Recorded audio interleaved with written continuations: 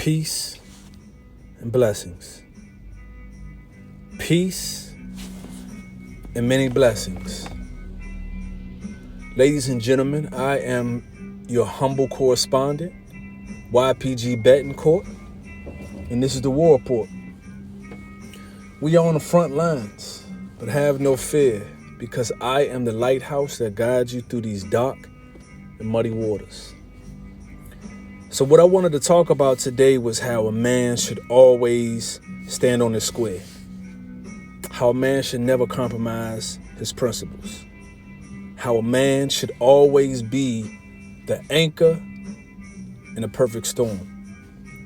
So there's no better way to illustrate that than by telling a personal story about when I met a young lady and how she broke my frame. Now, what I mean by that is that when we met, I had just got promoted. I was straight-laced. I was about business. Nothing more, nothing less. Now, well, she's a woman now. But when I met her, she was 17, about to be 18, or she had just turned 18. All I know is that she was a senior in high school. And I caught her coming from volleyball practice. And I don't know about y'all, but, you know, them girls in the volleyball shorts, man, you know, with the booty be sticking out at the bottom, I had to mash. I had to.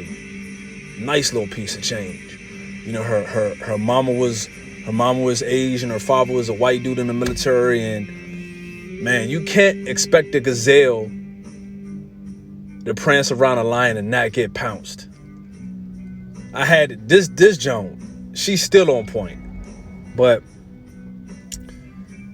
you know, I mashed on her, got her number, and, you know, we were together for about a good, 4 or 5 months. And for 3 months, we were good. We were good. It was a great time. You know, we enjoyed each other's company. You can just tell that we had a strong bond. But she had a dark side. She had a dark side. Now, what's so cold about it is that when people saw her, they thought that she was, you know, this goody two shoes. She don't even fart. You see what I'm saying? Go to church twice on Sunday type. Only to find out that, man, she was, you know, not only did she use, she was just, I don't know what it was, man. She had a dark side. And so at first, I would always keep her impulses in check. I would always keep her impulses in check. You know, when she was with me for those 3 months, I mean, she didn't use it all, or at least she hit it very, very well. And then one fateful night, man, we were celebrating. One of my mans, you know, he got promoted, and you know, she just said, "Hey, I'm about to go smoke some crystal." And I don't know, I didn't let her slide. I mean, I didn't, you know, put her in her place. I just said, all right, cool.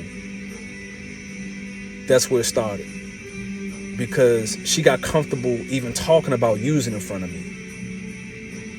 Then I started using with her. From the point when I said, the point where I didn't say anything when she told me she was about to go smoke, until the point where I started snorting cocaine with her. I started popping pills. I started doing Special K. That's when it all started to go downhill. And I couldn't figure it out. I mean, sex game was out of this world. She was a super soaker. You see what I'm saying? And like I said, we genuinely had a connection.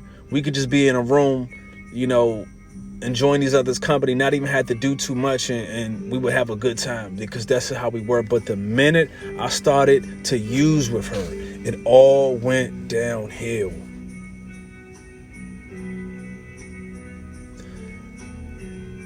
Arguments were the norm. To say that she was rebellious was an understatement. And I never forget, because I figured it out. She said, "I used to think you were a demigod." Well, she didn't say, I always use that term demigod. But she said, "I used to think you were a god. You were my Superman." And that's when I realized where I was going wrong the entire time. But at that point, you know, the damage was already done.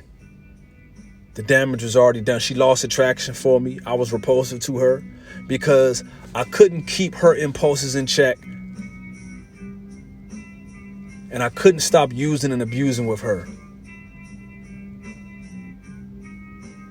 You know, the last time we were intimate, I was trying to score. And the look on her face when I hung up the phone said it all. That's when I knew.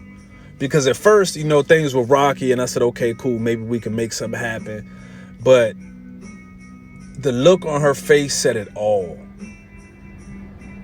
And that's when I knew that, you know, whatever we had was gone. And this isn't sour grapes, because it was great while it lasted. What I'm talking about is the fact that I allowed myself to put my career in jeopardy. The fact that I couldn't be a man and stand on a square to a 17-year-old girl. You know, it haunts me, especially when I see men today that are so willingly to compromise their manhood. This isn't about her at all. This is about how I allowed a split-second decision to jeopardize it all.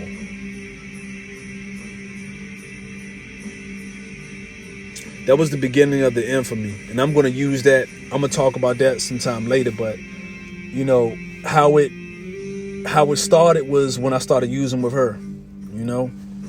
Like I said, man, she lost attraction for me. And I don't blame her one bit. I don't blame her one bit. You know, because as men, we are to be unwavering, like not budging at all.